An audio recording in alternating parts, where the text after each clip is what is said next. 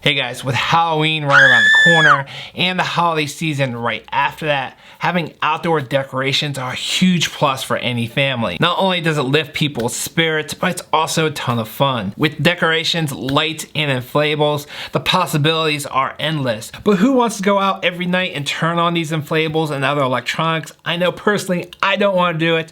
I want to be able to hook it up to my smart home through HomeKit, through automation, set it and forget it. Today we're going to take a look at the brand new Meross smaller outdoor smart plug. Let's jump into the video. Welcome back, friends. If this is your first time here, my name is Eric. If you're into smart homes, home automation, and especially HomeKit, you're definitely in the right place. Today's video is a part of my HomeKit series, so if you're into HomeKit, I hope you will hit that subscribe button down below. Now, there are a number of outdoor smart plugs for HomeKit. Most of them are around about $50 or so. The best part of these Meross outdoor smart plugs are they are more affordable. They're about half the cost of their competition. Meross has two versions here in North America. One is the MSS620HK and the smaller MSS620BHK. Both these versions are for HomeKit, Lady A, and Google. But if you want to save a couple bucks and you don't use HomeKit, they also have a couple other versions that don't include HomeKit. If you happen to be in the UK, they do have a specific unit for you. I'll leave a link down below. That way you can pick up the right unit for yourself. Now today we're going to look at the HomeKit version and primarily looking at their smaller one, the BHK or MSS620BHK. It's about a $5 difference. I don't know if it's because the smaller one's a little bit newer and they're trying to promote it.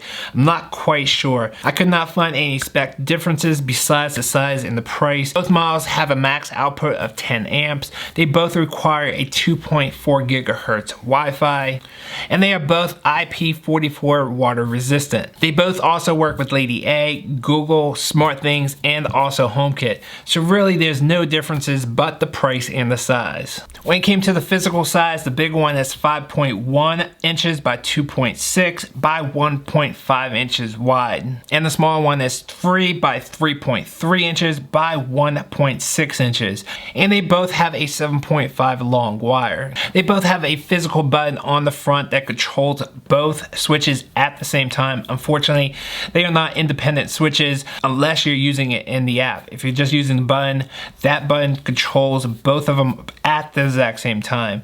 The larger one has a LED light in the button, whereas the smaller one has the LED above it, which you can only control in the Meross app. At the bottom of the device are the two North American plugs. The larger one has a rubber plug to block the plug that's not being used.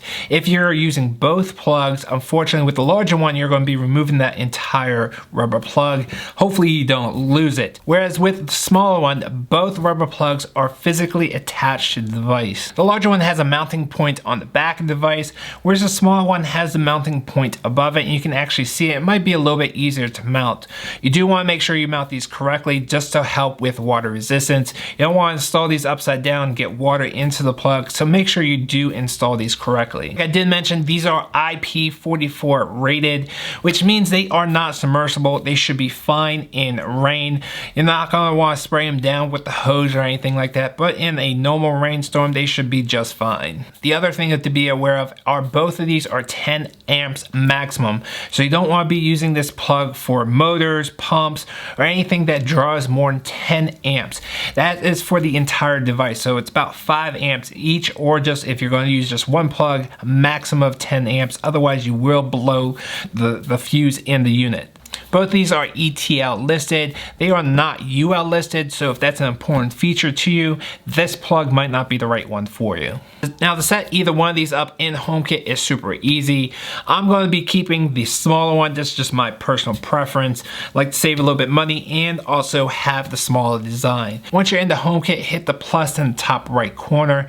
Scan the QR code on the side of the device or on the back of the device. Name the device, assign it to a room, and pretty much you are done. done. You don't have that many settings in the Home app.